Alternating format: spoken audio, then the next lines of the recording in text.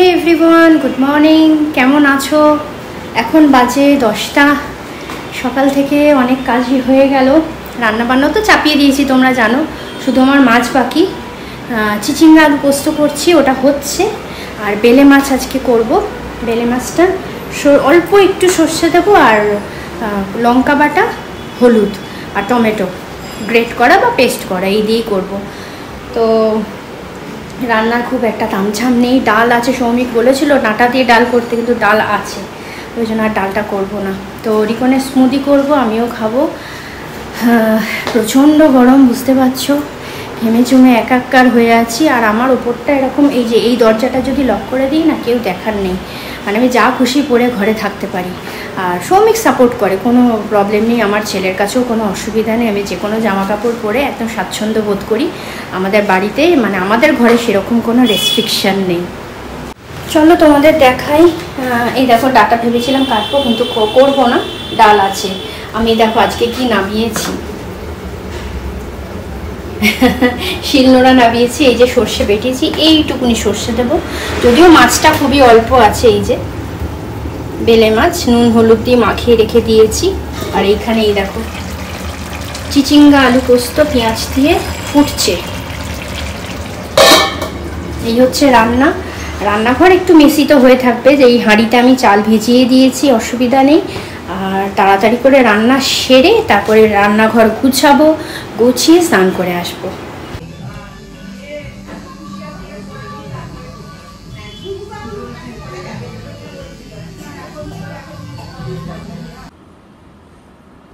আমি দুপুরের দিকে মানে রান্নাবান্না সেরে স্নান করে পুজো দিয়ে তারপরে একটু পার্লারে গেছিলাম। কারণ আইব্রোটা অনেক দিন করা হয় না, প্রায় মাসখানেকের মতন হয়ে গেল। রিকন তো জোর করে করে পাঠালো, বললো একটু মা হাতেও তোমার লোমফোম হয়ে গেছে। ও না এগুলো ভীষণ খেয়াল করে, বলে যাও না একটু পার্লারে যাও না, নিজেকে একটু সুন্দর করে আসো। না আমি এমনি সুন্দর, আমার পার্লারে যাওয়ার দরকার নেই। তো যাই হোক, দুজনে মিলে এরকমই হাসি ঠাট্টা করি।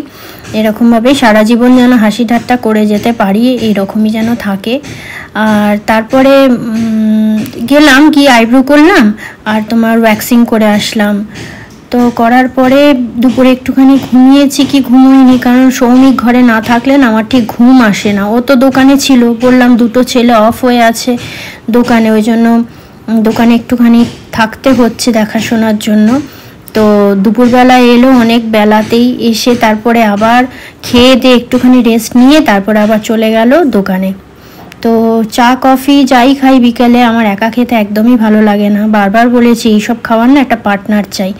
তো উঠে জামা কাপড় ভাঁজ করলাম, যেটুকুনি যা লন্ডভন্ড হয়েছিল। তারপর বিছানাটা একটুখানি নিট অ্যান্ড ক্লিন করে এবার আমি একটু কফি নিয়ে বসবো। আর ভাবছি কি যে গরম তো প্রচণ্ড হচ্ছে, জল তো প্রচণ্ডভাবে ইনটেক করছি। তো জল খেতে খেতেই মানে নিজে আর কি ঠিক করছি যে রিকনকে সন্ধ্যেবেলাটা কি টিফিন করে দেবো। কারণ রিকনের স্যার এসেছেন, তো স্যারকেও একটু টিফিন দেবো আর রিকনকে একটু দেবো, কারণ আমি আবার যোগাতে যাবো 8টা থেকে। তো সেই জন্য ভাবছি যে কী খাবারটা ওর করে দিই। তো একরকম চিন্তা করলাম। তো চলো তোমাদের নিয়ে গিয়ে দেখাচ্ছি। দেখো বন্ধুরা, সন্ধ্যেবেলা রিকনকে আর রিকনের স্যার পড়াতে এসেছেন। আমি একটা এই টিফিন টাইপের বানিয়ে দিয়েছি। এটা আবার তোমরা অমলেট ভেবে ভুল করো না, দেখতে অমলেটের মতনই হয়েছে। এই দেখো,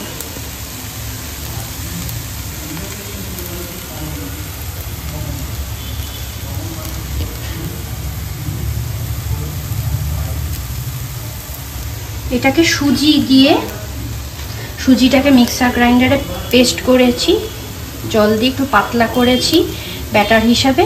পাতলা করার পরে ডিমের সঙ্গে একসঙ্গে ফেটিয়ে পেঁয়াজ দিয়ে, লঙ্কা চাইলে লঙ্কা দিয়ে, এটা এইভাবে ননস্টিক প্যানে অল্প তেলে শ্যালো ফ্রাই হয়েছে, মানে অমলেটের টাইপের হয়েছে। এটা সস দিয়ে খেতে দারুণ লাগবে। এটা ভীষণ সফট হয়েছে খেতে, হাত দিয়ে একদম নরম মতন। যেটা ডিম দেওয়া হয়েছে ওই জন্য সফট হয়েছে, খুবই টেস্টি হয়েছে। তবে একটু নুনটা আমার বেশি হয়ে গেছে। এটা যদি সস দিয়ে খাই এই নুনটা লাগবে না। এটা রোলের মতন পাকিয়েও তুমি খেতে পারো, পেঁয়াজ দিয়ে রোজ এরকম হয় শসা দিয়ে সস দিয়ে, ওরা অসাধারণ লাগবে। চটজলদি একটা টিফিন। কি করবো আমি এখন, 7:30 বাজে, এখন আমাকে এখন এতে যেতে হবে যোগাতে। আমারও কিছু খাওয়া গেল, রিকনেরও পেটটা ভরে গেল। পেট ভরা থাকলে দেখবে মন দিয়ে পড়াটা হয় দারুণ হয়েছে।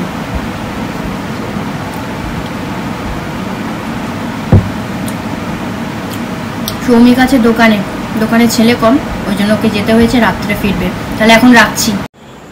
তো বন্ধুরা এখন 9:30 বাজে, কিন্তু আমি এসেছি 9:10-15 ইয়োগা থেকে। তো এই আসার পরেই স্নান করে নিয়েছি, কারণ চুল পুরো ঘামে ভেজা থাকে, স্নানটা করলে ফ্রেশ লাগে। আজকে তো যাওয়ার আগেও গা ধুয়ে গেছি, আর এসে আবার স্নান করেছি 3 বার আজকে হলো। এত গরম, এত ঘাম হচ্ছে।